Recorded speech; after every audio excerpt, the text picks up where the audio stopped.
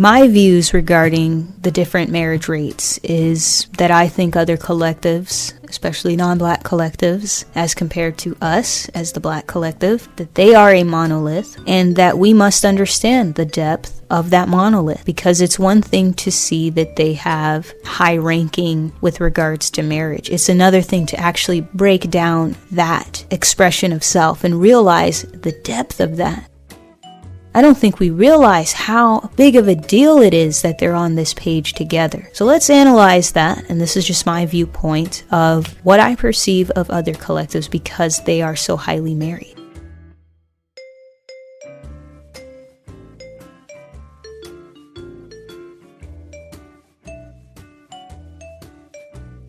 We're talking marriage rates of 87, 75, and 61% of Asian, white, and Hispanic populations, respectively. That's a really high number, and on paper, it sounds like a pretty great percentage. But what that actually entails is the more marvelous feat, is that we're talking about the spanning of cultures within each of those demographics. We're talking about the spanning of language groups, different classes, different aesthetics, different personalities, political associations, religious varieties.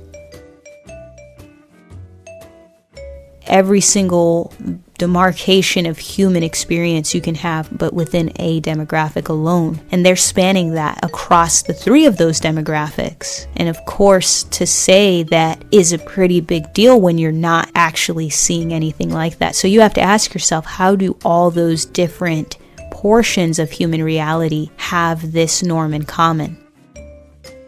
And then you have to factor in however many millions of people that number translates to.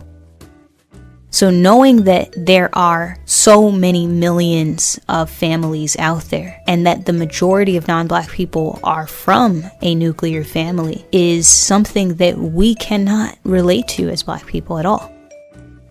And so those numbers, those factions, those elements that make up who they are in total is something that we could only dream of being able to relate to.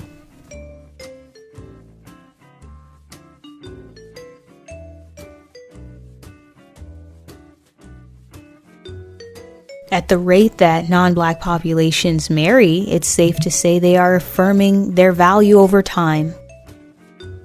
And I say this because as they continually marry within themselves, because these are high internal marriage rates, we can see that they are affirming the value of their genetics, bloodline. The more they marry within themselves, the more I'm going to perceive that they are affirming their contentment of self.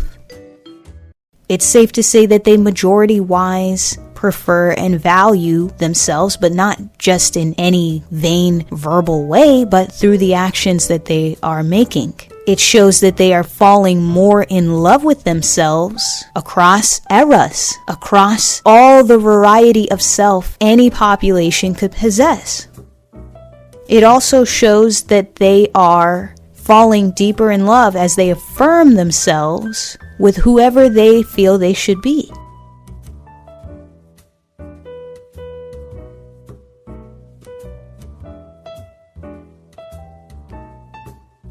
If you were to romanticize marriage, even the romantic notion of high marriages is still a beautiful concept because it says that they highly romanticize themselves as a people so much that they would rather marry themselves than see themselves in any other form of coexistence.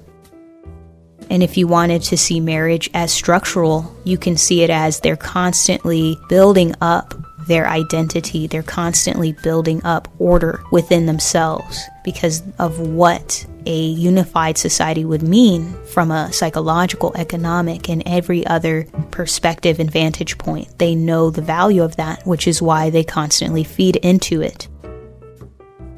Marriage is, I don't believe, individualistic. I believe marriage is collectivist because every marriage is the merging of two or more family groups. Two at the very least, because the two parties, they were born into a nuclear family. And then their parents come with their own families. depending on how many family members are within their families and how many people are married within their families, that's constant merging. So you don't know how many merging that could be across that many pool of people.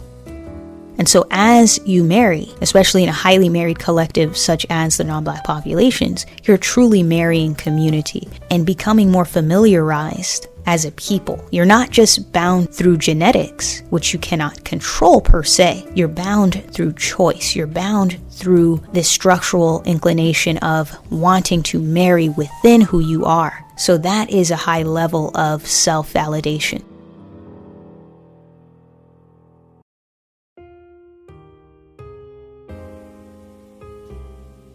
When you replenish a population by adding numbers of humans to this earth, you're not just replenishing your own family group, you're replenishing what could be someone's potential future spouse. You're replenishing someone that could make this world a better place for so many people.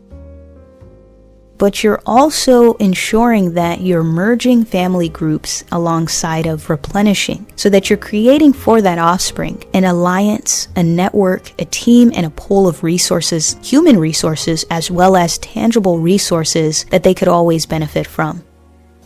That form of networking is what makes replenishing within marriage more likely to benefit the population rather than replenishing as a single parent, where there is so much division, loss of identity, not knowing your other side of who you are, not having that other family group to lean on, which exacerbates the poverty rates. So you can't replenish a population simply numerically, but also through merging bloodlines. And you can only merge these bloodlines via marriage.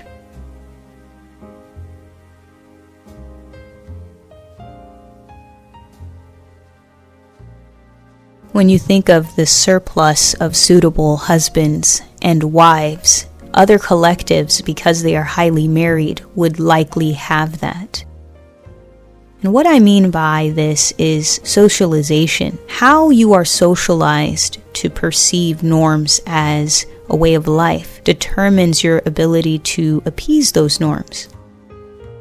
If you think that marriage is for you because you see it across high numbers of your population and you were raised in a marriage and that's the expectation for your family and that's the expectation of your bloodline, then you're going to become formed into that ideal mate. Never mind the seminars and the different structural ways that other collectives ensure that marriage is designed to be effective. They are so marriage hungry, they have an entire culture of pro-marriage rhetoric and imagery so that they can help be a resource to each other in their marriages. They have a availability of mates that we cannot say because we are not socialized to be married in our collective.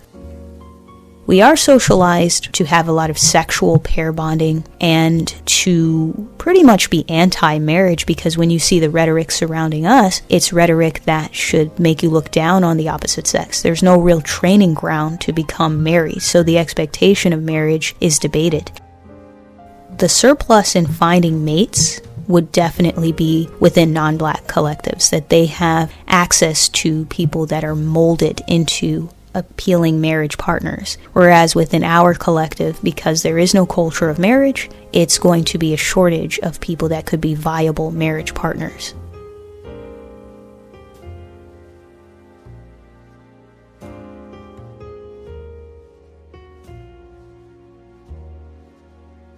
It would be nice if we can create a pro-marriage collective. I believe we are an anti-marriage collective, and if you're anti-marriage, you're anti-family, anti-unity, anti-order function structure, you're anti-being able to create soluble lineages. You're just anti-life at that point.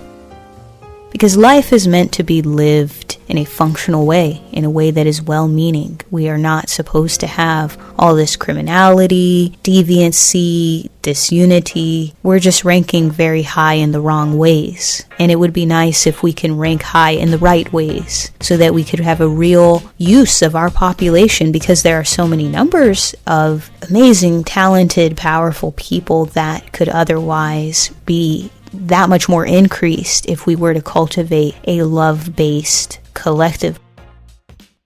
Love in a romantic sense, love in a communal sense, love in a self sense, being able to reflect ideal love is something that we currently cannot say. There's just too much hate within our group.